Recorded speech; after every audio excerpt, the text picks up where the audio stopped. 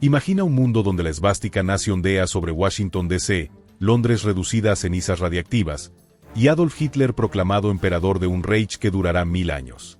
Este no es el argumento de una novela de ficción distópica. Esta pesadilla casi se convierte en realidad. En abril de 1940, en un laboratorio de Berlín, un científico alemán sostiene un vaso de agua ligeramente más pesada que el agua normal.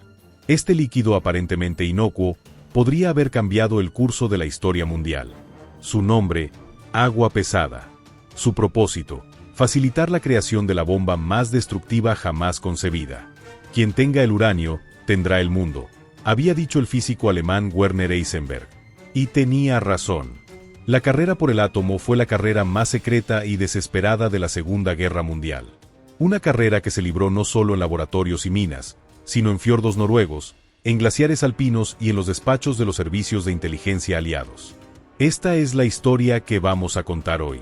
La historia de cómo un puñado de hombres valientes, muchos de ellos científicos sin entrenamiento militar, arriesgaron sus vidas para evitar que Hitler obtuviera el arma definitiva.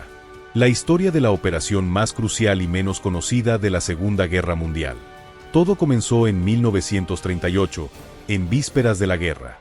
El 17 de diciembre, dos químicos alemanes, Otto Hahn y Fritz Strassmann, realizaron un experimento que cambiaría el mundo. Bombardearon uranio con neutrones y, para su asombro, produjeron elementos más ligeros. No entendiendo completamente lo que habían logrado, enviaron sus resultados a su colega Lise Meitner, una física judía que había huido de Alemania nazi. Meitner, junto con su sobrino Otto Frisch, interpretó correctamente los resultados. El núcleo de uranio se había dividido, liberando una cantidad asombrosa de energía en el proceso.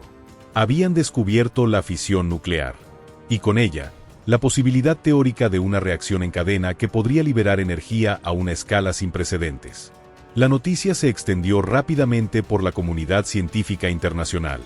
Un físico danés, Niels Bohr, llevó la noticia a Estados Unidos a principios de 1939. Allí, científicos alarmados comprendieron inmediatamente las implicaciones militares del descubrimiento. Entre estos científicos estaba Albert Einstein, que había huido de la Alemania nazi en 1933. Persuadido por sus colegas Leo Szilard y Eugene Wigner, Einstein firmó una carta al presidente Franklin D. Roosevelt advirtiendo del peligro potencial. Los alemanes podrían estar desarrollando una bomba atómica. Señor presidente, comenzaba la carta, recientes trabajos llevan a esperar que el elemento uranio pueda convertirse en una nueva e importante fuente de energía en el futuro inmediato. Este nuevo fenómeno podría conducir también a la construcción de bombas extremadamente potentes. Roosevelt leyó la carta el 11 de octubre de 1939. La guerra en Europa había comenzado apenas 6 semanas antes. El presidente, entendiendo la gravedad de la situación, autorizó la creación del Comité Consultivo de Uranio, el embrión de lo que más tarde se convertiría en el Proyecto Manhattan. Pero los Estados Unidos aún no estaban en guerra, y el comité avanzaba lentamente. Mientras tanto, en Alemania, el Uranverein o Club del Uranio ya estaba en marcha. Heisenberg, uno de los físicos más brillantes del mundo, lideraba la investigación nuclear nazi. ¿Qué tan cerca estaban los alemanes de la bomba? Esta pregunta atormentaba a los servicios de inteligencia aliados.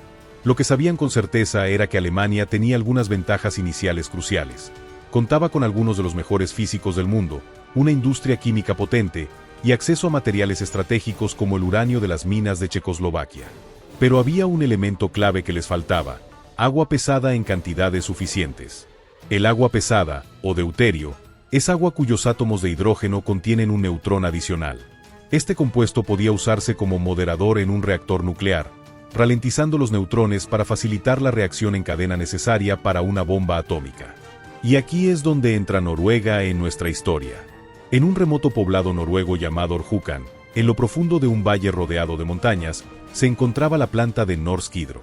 Esta instalación hidroeléctrica era la única en el mundo que producía agua pesada a escala industrial, como subproducto de la fabricación de fertilizantes. Para los servicios de inteligencia aliados, Norsk Hydro se convirtió rápidamente en el objetivo más importante de Europa. Si los alemanes conseguían suficiente agua pesada, podrían avanzar significativamente en su programa nuclear. Y después de la invasión de Noruega en abril de 1940, la planta cayó en manos nazis. Los alemanes inmediatamente aumentaron la producción de agua pesada. Antes de la guerra, la planta producía unos 10 kilogramos al año. Bajo control alemán, la producción se incrementó a 120 kilogramos anuales. Una señal alarmante de la seriedad con que Hitler se tomaba el programa nuclear. A finales de 1941, los servicios de inteligencia británicos habían recibido informes preocupantes. Uno de ellos, del físico y espía Paul Rosbaud, conocido por el nombre en clave Griffin, advertía que los alemanes estaban haciendo progresos significativos. Fue entonces cuando entró en escena un personaje extraordinario, Leif Tronstad. Profesor de química en la Universidad de Trondheim, Tronstad había trabajado como consultor para Norsk Hydro antes de la guerra y conocía íntimamente el proceso de producción de agua pesada. Tras la invasión alemana, Tronstad se unió a la resistencia noruega y finalmente escapó a Gran Bretaña. En Londres, Tronstad proporcionó información detallada sobre la planta de Vemork, su diseño y seguridad. Con este conocimiento, los británicos comenzaron a planificar una operación para sabotear la producción de agua pesada. La primera misión, en octubre de 1942, fue un desastre. La operación Freshman implicaba el uso de 2 planeadores remolcados por bombarderos Halifax para transportar a un grupo de comandos de la Real Compañía de Ingenieros Británicos. Debido al mal tiempo y errores de navegación, ambos planeadores se estrellaron en las montañas noruegas. Los supervivientes fueron capturados por los alemanes y ejecutados bajo las órdenes directas de Hitler. Esta tragedia subrayó la importancia que los alemanes daban a la planta. Para Hitler, la tecnología nuclear representaba la Wunderwaffe o arma maravillosa que podría cambiar el curso de la guerra. Pero los aliados no se rindieron. Se desarrolló un nuevo plan, esta vez utilizando agentes noruegos entrenados por los británicos. La operación, ahora conocida como Gunnerside, sería una de las misiones de sabotaje más audaces y cruciales de la guerra. El equipo estaba compuesto por 6 hombres, todos esquiadores noruegos expertos, liderados por Joachim Rønneberg. Fueron lanzados en paracaídas sobre la meseta de Hardangervidda en el invierno de 1943, en condiciones extremadamente difíciles. Se reunieron con otro grupo de operativos, el equipo Gross, que había sido desplegado anteriormente para realizar reconocimiento. La planta de Vemork parecía inexpugnable. Situada en un precipicio escarpado, estaba fuertemente vigilada y el único acceso era por un puente custodiado. Pero los saboteadores encontraron otra ruta. En la noche del 27 de febrero de 1943, descendieron por el barranco, cruzaron el río congelado y treparon por el acantilado opuesto. Entraron en la planta a través de un cable de conducción de energía, evitando las minas y las patrullas. Una vez dentro, colocaron explosivos en las células de electrólisis donde se producía el agua pesada. La operación duró menos de 5 minutos. Sin disparar un solo tiro ni causar víctimas, los saboteadores destruyeron 500 kilogramos de agua pesada y las instalaciones para producirla.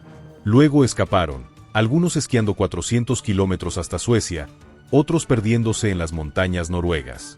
Cuando los científicos alemanes llegaron al día siguiente, quedaron horrorizados. El daño era masivo. El programa nuclear alemán acababa de sufrir un golpe devastador. Pero esta acción solo retrasó el programa nazi. Los alemanes reconstruyeron rápidamente la planta y reinstalaron la producción. Para agosto de 1943, estaban nuevamente produciendo agua pesada a un ritmo acelerado. Los aliados respondieron con un bombardeo aéreo masivo el 16 de noviembre de 1943. Aunque causó daños significativos a la planta, la sección de agua pesada, ubicada en el sótano, sobrevivió en gran parte. Ante estos persistentes ataques, los alemanes tomaron una decisión crítica: trasladar todo el inventario de agua pesada, unos 14,000 libras, junto con el equipo de producción, a Alemania. El transporte se haría por tren hasta el lago Tinsk, luego en ferry a través del lago, y finalmente por tren nuevamente hasta Alemania. La inteligencia aliada, gracias a la resistencia noruega, supo de este plan. Se desarrolló una nueva operación para hundir el ferry, el SF Hydro, cuando transportara el agua pesada. El 20 de febrero de 1944, Knut Aukelid y otros miembros de la resistencia colocaron explosivos con temporizador en el casco del ferry. A la mañana siguiente, cuando el ferry estaba en la parte más profunda del lago, las explosiones abrieron un agujero en el casco. El barco se hundió rápidamente, llevándose al fondo los contenedores de agua pesada y 14 civiles noruegos, junto con 4 soldados alemanes. Fue un alto precio en vidas inocentes, pero la misión había tenido éxito. El agua pesada nunca llegó a Alemania. La importancia de estas operaciones solo se hizo completamente evidente después de la guerra. Los científicos nazis, liderados por Heisenberg, estaban más cerca de la bomba de lo que los aliados habían estimado inicialmente. Sin agua pesada suficiente, su programa nuclear se estancó. Werner Heisenberg más tarde reclamaría que los científicos alemanes nunca tuvieron la intención de crear una bomba, que deliberadamente retrasaron el proyecto. Pero los documentos históricos cuentan una historia diferente. En una reunión secreta grabada por los británicos después de la guerra, Heisenberg admitió: si hubiéramos tenido los recursos de Estados Unidos, habríamos logrado la bomba hacia el final de la guerra. En paralelo a estos eventos en Europa, otra historia igualmente dramática se desarrollaba al otro lado del Atlántico. Una historia de genios científicos, muchos de ellos refugiados judíos que habían huido de la persecución nazi, trabajando contrarreloj para desarrollar el arma que podría poner fin a la guerra. En los suburbios de Santa Fe, Nuevo México, una ciudad secreta estaba surgiendo en la meseta de los Álamos.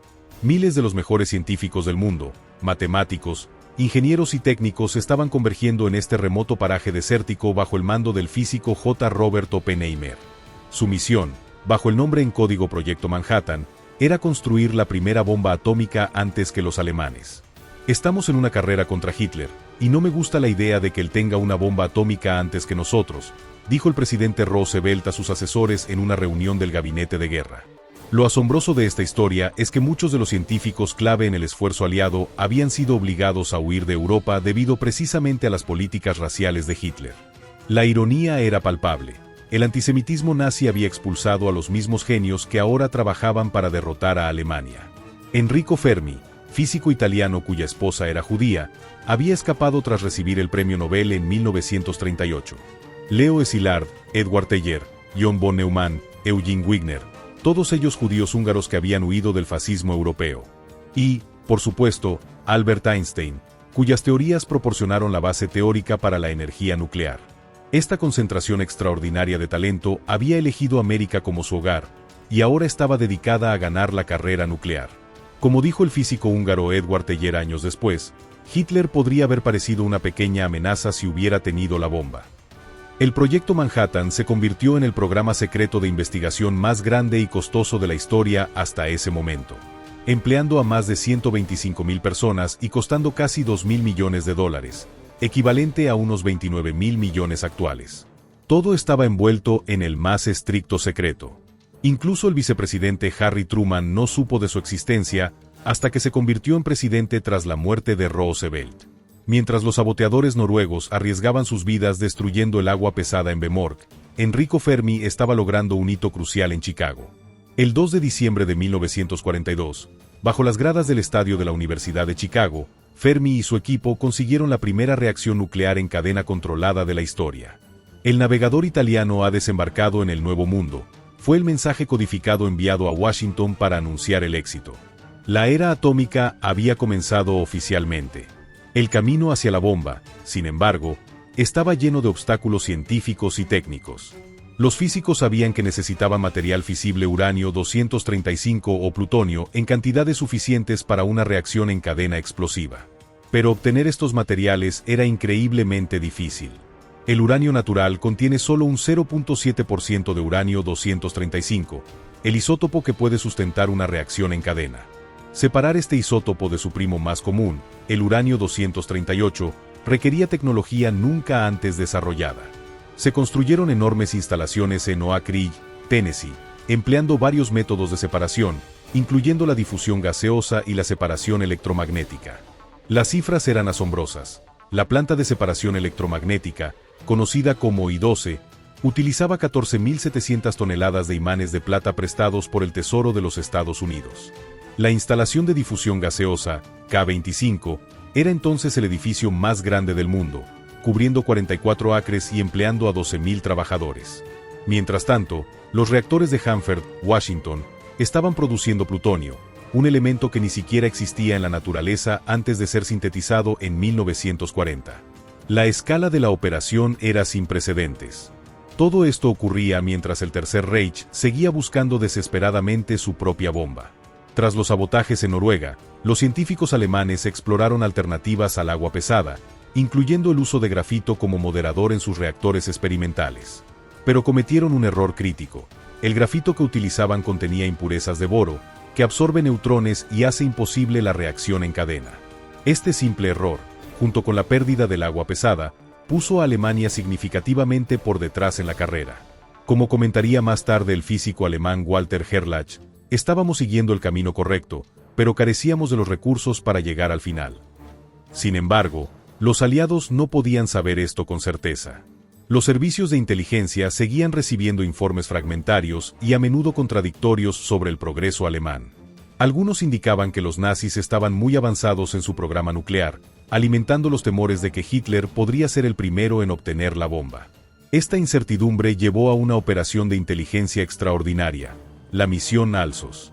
Dirigida por el científico holandés-estadounidense Samuel Goldschmidt y respaldada por unidades militares, Alsos seguía al ejército aliado mientras avanzaba por Europa, buscando científicos alemanes, laboratorios y documentos relacionados con la investigación nuclear. En abril de 1945, cuando la guerra en Europa llegaba a su fin, la misión Alsos hizo un descubrimiento sorprendente en la pequeña ciudad de Eicherloch, en la Selva Negra alemana. En el sótano de una iglesia, escondido en una cueva excavada en la roca, encontraron el reactor de Eicherloch, el intento final de los científicos alemanes de construir un reactor nuclear funcional. El reactor consistía en 664 cubos de uranio suspendidos en agua pesada dentro de un tanque de aluminio. Era un diseño ingenioso, pero estaba lejos de ser funcional. Cuando los científicos de Alsos lo examinaron, descubrieron que ni siquiera estaba cerca de alcanzar la criticidad necesaria para una reacción en cadena sostenida. Los alemanes estaban en el camino correcto, informó Goldschmidt, pero estaban al menos 2 años por detrás de nosotros. El sabotaje de Norsk Hydro había funcionado. La escasez de agua pesada había sido un obstáculo insuperable para el programa nuclear nazi. Días después, los agentes de Alsos capturaron a varios científicos clave del programa nuclear alemán, incluyendo a Heisenberg, Otto Hahn y Carl Friedrich von Weizsäcker. Fueron llevados a Inglaterra y recluidos en Farm Hall, una mansión convertida en prisión donde los británicos habían instalado micrófonos ocultos para espiar sus conversaciones. Cuando los científicos alemanes se enteraron de la bomba atómica lanzada sobre Hiroshima el 6 de agosto de 1945, su reacción quedó grabada para la posteridad. Al principio, Heisenberg se negó a creerlo, argumentando que era técnicamente imposible que los aliados hubieran construido una bomba en tan poco tiempo. Cuando finalmente aceptó la verdad, pasó una noche entera intentando calcular cómo lo habían logrado los americanos. Estos registros, conocidos como las transcripciones de Farm Hall, revelan algo fascinante. Los científicos alemanes realmente estaban muy lejos de construir una bomba atómica funcional. Habían cometido errores conceptuales fundamentales y nunca habían llegado a entender completamente el proceso de creación de una bomba de fisión. Pero, ¿qué habría sucedido si el programa alemán hubiera tenido éxito? Los historiadores han especulado durante décadas sobre esta aterradora posibilidad. Con una bomba atómica, Hitler podría haber rechazado la invasión de Normandía, obligado a Gran Bretaña a rendirse, o incluso chantajeado a los Estados Unidos para que se mantuvieran fuera de la guerra europea. Como mínimo, el curso de la guerra habría cambiado dramáticamente, con muchas más vidas perdidas y la posibilidad muy real de una victoria nazi o un estancamiento que dejara a Hitler en control de gran parte de Europa. La historia de la carrera por el átomo es también una historia de coincidencias asombrosas y momentos decisivos. Si los nazis no hubieran adoptado políticas antisemitas que expulsaron a tantos científicos brillantes, si los saboteadores noruegos hubieran fallado en su misión, si los alemanes hubieran identificado correctamente el problema del grafito impuro, la historia podría haberse desarrollado de manera muy diferente. Entre los acontecimientos más extraordinarios de esta historia están las acciones de un físico danés de renombre mundial, Niels Bohr. Laureado con el premio Nobel y uno de los padres de la física cuántica, Bohr permaneció en la Dinamarca ocupada por los nazis hasta 1943. Su instituto en Copenhague se había convertido en un refugio para físicos judíos que huían de la persecución. En septiembre de 1941, Bohr recibió una visita inesperada de su antiguo estudiante y amigo Werner Heisenberg, ahora el científico líder del programa nuclear alemán. Lo que se discutió exactamente en esta famosa reunión sigue siendo objeto de debate, pero parece que Heisenberg intentaba averiguar cuánto sabía Bohr sobre la física de las armas nucleares. Algunos historiadores sugieren que Heisenberg estaba intentando establecer un acuerdo entre científicos de ambos bandos para no desarrollar armas atómicas. Otros creen que estaba sondeando la posibilidad de que Bohr se uniera al programa alemán.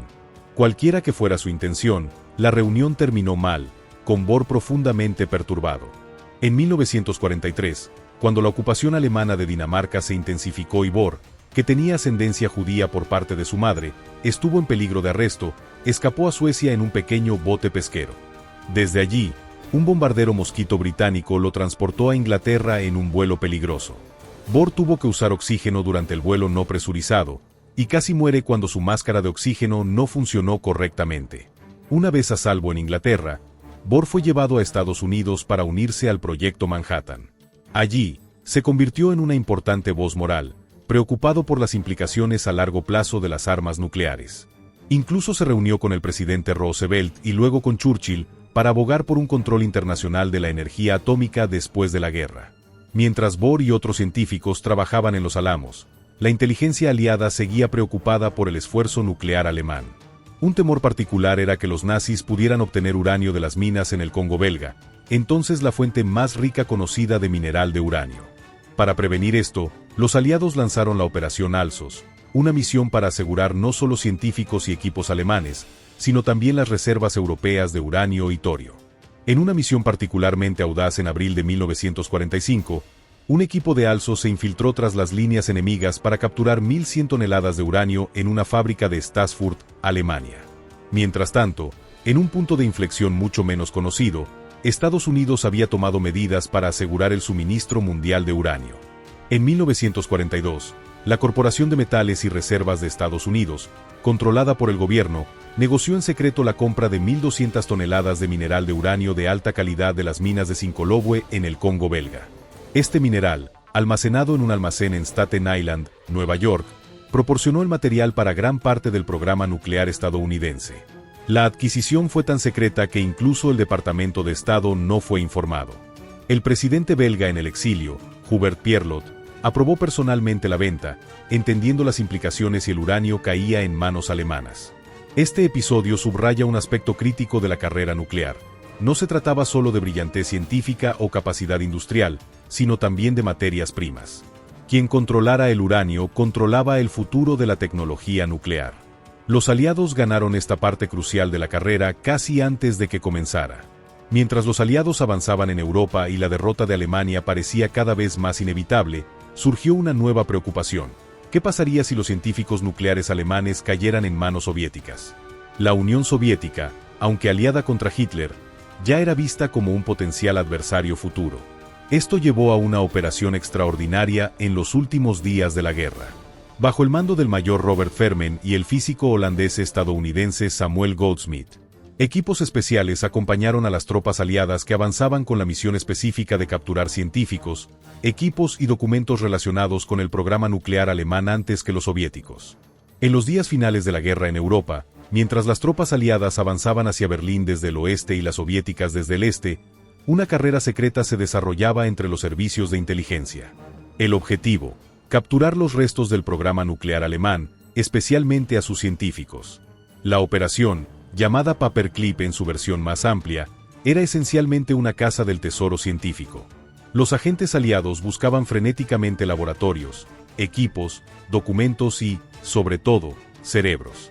La directiva era clara: estos recursos no debían caer en manos soviéticas.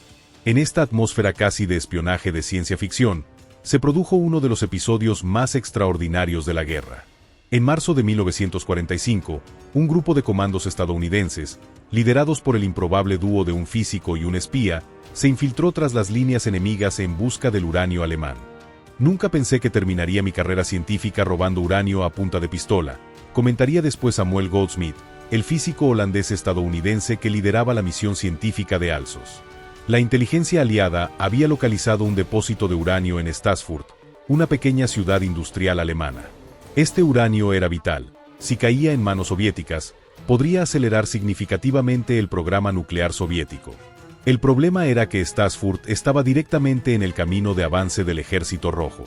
En una carrera contra el tiempo, un equipo de Alsos se adelantó a las líneas estadounidenses, entrando en territorio aún controlado por los alemanes. Tras intensos combates, aseguraron la fábrica y descubrieron más de 1.100 toneladas de cubos de uranio y otros materiales relacionados con el proyecto nuclear alemán. El equipo cargó apresuradamente el material en camiones y lo transportó hacia el oeste, lejos del avance soviético. Para evitar sospechas, dejaron el combustible y municiones almacenados en la misma instalación intactos, dando la impresión de que el depósito no había sido tocado. Esta operación no solo privó a los soviéticos de material valioso, sino que también proporcionó a los científicos de los Alamos muestras del uranio alemán para análisis. Irónicamente, este mismo uranio había sido originalmente extraído de las minas belgas en África y había dado la vuelta completa, de Bélgica a Alemania y finalmente a América. Mientras tanto, en lo profundo de la selva negra alemana, otro equipo buscaba algo aún más importante, el último reactor experimental nazi. Las pistas les llevaron a la pintoresca ciudad de Aicherloch, donde, en el sótano de una iglesia, bajo capas de ladrillos y piedra, encontraron uno de los secretos mejor guardados del Reich. El reactor de Aicherloch, el último intento desesperado de los científicos alemanes de lograr una reacción nuclear en cadena. El reactor era una obra maestra de improvisación en tiempos de guerra. En un tanque de aluminio colgaban 664 cubos de uranio metálico, sumergidos en agua pesada. Era un diseño brillante, pero insuficiente. Cuando los científicos aliados lo examinaron, determinaron que estaba muy lejos de alcanzar la criticidad necesaria para una reacción en cadena. Parecía que estábamos viendo los restos de un programa desesperado, escribió Goldsmith. Ingenioso, sí, pero carente de los recursos masivos que necesitaría para tener éxito. El equipo desmanteló cuidadosamente el reactor, empaquetando los cubos de uranio, el agua pesada y los documentos asociados para su transporte a América. No querían dejar nada que pudiera ser útil para futuros programas nucleares. Más importante aún, los equipos de Alsos capturaron a la mayoría de los científicos clave del programa nuclear alemán, incluyendo a Werner Heisenberg, considerado el cerebro de la operación. Estos científicos fueron trasladados a Inglaterra y detenidos en Farm Hall, una lujosa mansión convertida en prisión dorada donde, sin que ellos lo supieran, cada habitación estaba equipada con micrófonos ocultos. Los interrogadores aliados querían respuestas a preguntas cruciales. ¿Cuán cerca habían estado realmente los alemanes de construir una bomba atómica? ¿Por qué no habían tenido éxito? ¿Habían elegido deliberadamente no construir tal arma por razones morales, como algunos científicos alemanes afirmarían más tarde? El 6 de agosto de 1945, cuando el mundo se enteró del bombardeo atómico de Hiroshima, los científicos alemanes en Farm Hall fueron informados de la noticia. Sus reacciones, grabadas en secreto, son uno de los documentos más fascinantes de la historia científica. Inicialmente, Heisenberg se negó a creerlo. Creo que es un engaño, dijo. Cuando finalmente aceptó que los estadounidenses habían detonado una bomba atómica, pasó una noche entera calculando frenéticamente en un intento de entender cómo lo habían logrado. Las transcripciones revelan algo sorprendente. Heisenberg y sus colegas tenían conceptos erróneos fundamentales sobre cómo funcionaría una bomba atómica. Habían sobreestimado enormemente la cantidad de uranio enriquecido necesaria, calculando que se necesitarían toneladas en lugar de kilogramos. Este error crucial había llevado a Heisenberg a concluir que una bomba era prácticamente imposible de construir durante la guerra. Si hubiésemos tenido los mismos recursos que los estadounidenses, se lamentó Carl Friedrich von Weizsäcker, otro físico alemán, habríamos logrado la bomba. Pero esta afirmación es cuestionable. Los documentos capturados y las entrevistas posteriores sugieren que el programa alemán estaba fundamentalmente desencaminado en varios aspectos. No solo carecían de recursos como el agua pesada, sino que también habían cometido errores conceptuales críticos.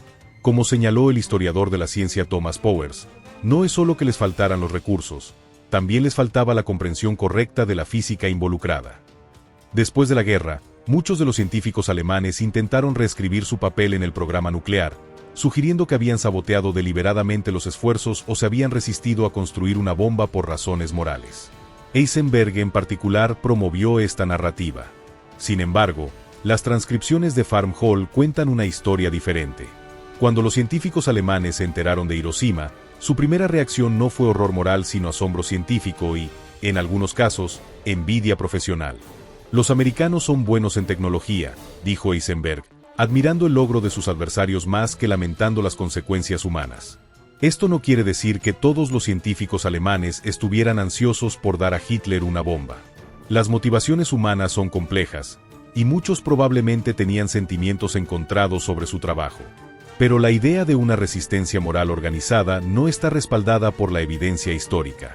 Lo que es indiscutible es que las operaciones de sabotaje aliadas, especialmente las misiones noruegas contra las instalaciones de agua pesada de Vemork, jugaron un papel crucial en frustrar el programa nuclear alemán.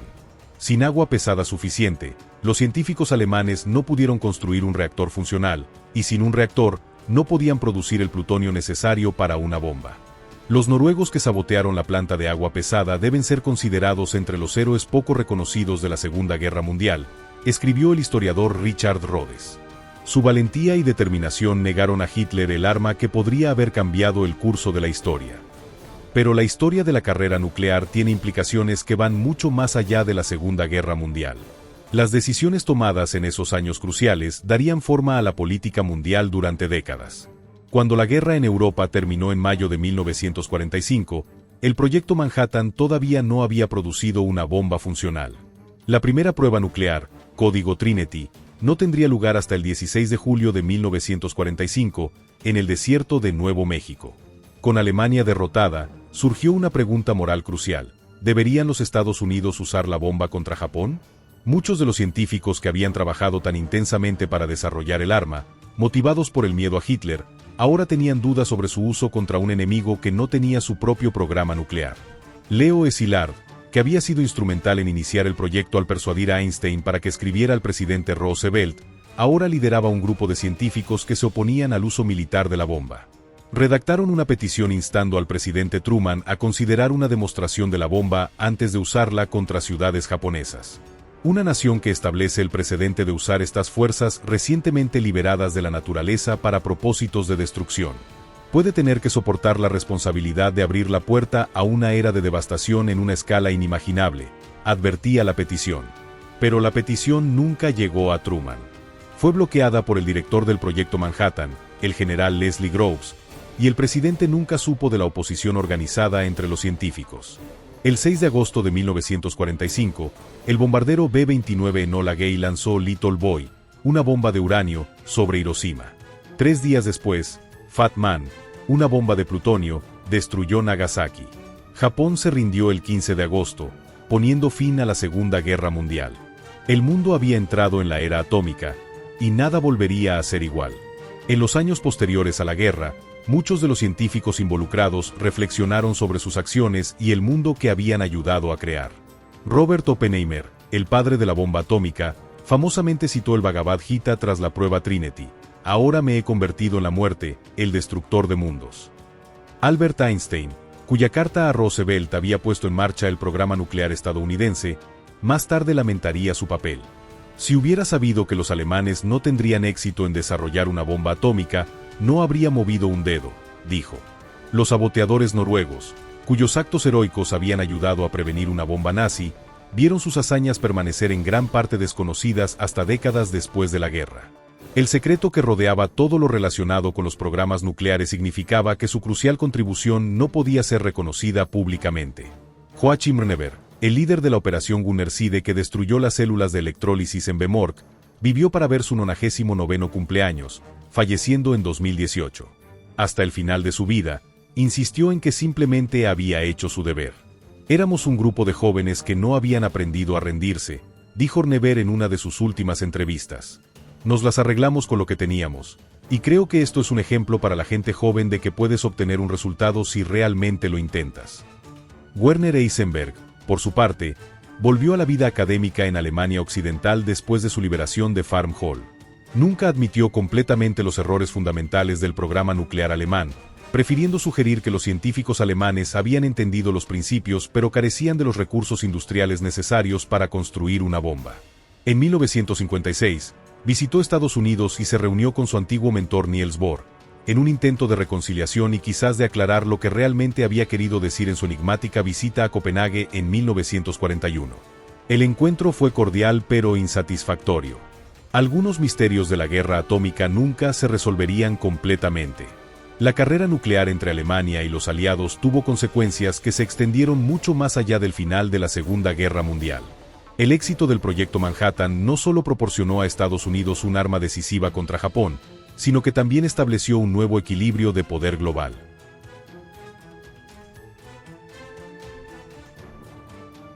La Unión Soviética, alarmada por el monopolio nuclear estadounidense, aceleró su propio programa bajo la dirección de Igor Kurchatov.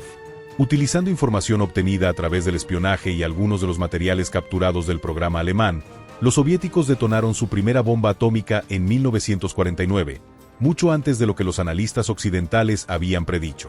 Así comenzó la Guerra Fría, una nueva era de competencia nuclear que llevaría al mundo al borde de la destrucción en múltiples ocasiones. Las dos superpotencias acumularían decenas de miles de armas nucleares, cada una con un poder destructivo que haría parecer primitivas a las bombas de Hiroshima y Nagasaki. La ironía final de la carrera nuclear de la Segunda Guerra Mundial es que la tecnología desarrollada para derrotar a Hitler finalmente creó un mundo donde la destrucción total se convirtió en una posibilidad real. Como dijo Einstein, no sé con qué arma se luchará la Tercera Guerra Mundial, pero la Cuarta Guerra Mundial se luchará con palos y piedras. Sin embargo, hay lecciones positivas que extraer de esta historia. La colaboración internacional entre científicos de diversos orígenes en el Proyecto Manhattan demostró el poder de la cooperación en la resolución de problemas aparentemente insuperables. Los físicos, ingenieros y matemáticos de docenas de países trabajaron juntos para lograr lo que muchos habían considerado imposible. El coraje de los saboteadores noruegos, que arriesgaron sus vidas para evitar que una tecnología peligrosa cayera en manos equivocadas, sigue siendo una inspiración. Como dijo el historiador Thomas Gallagher, pocos actos de sabotaje en toda la historia de la guerra han tenido consecuencias tan trascendentales. Y quizás lo más importante, la historia nos recuerda la responsabilidad que acompaña al conocimiento científico.